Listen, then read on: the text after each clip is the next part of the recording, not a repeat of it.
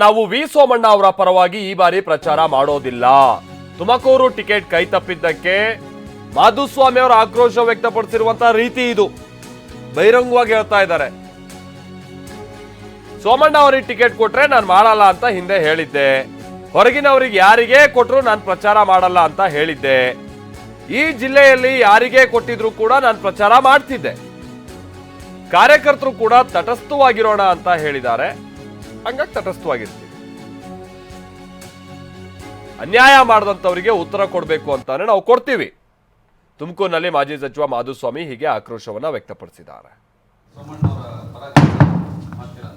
ಇಲ್ಲ ಅಂತ ಸ್ಪಷ್ಟವಾಗಿ ಹೇಳಿದ್ದೀನಿ. ಸೋಮಣ್ಣವ್ರ ಪರವಾಗಿ ಮಾಡಲ್ಲ, ಹೊರಗಡೆಯಿಂದ ಯಾರಿಗೆ ಕೊಟ್ಟಿದ್ರು ಮಾಡ್ತಿರ್ಲಿಲ್ಲ, ನಮ್ಮ ಪಕ್ಷದಲ್ಲಿ ಜಿಲ್ಲೆ ಒಳಗೆ ಯಾರಿಗೆ ಕೊಟ್ಟಿದ್ರು ನಾನು ಉಸಿರಾಡ್ತಿರ್ಲಿಲ್ಲ, ಮಾಡ್ತಿದ್ದೆ.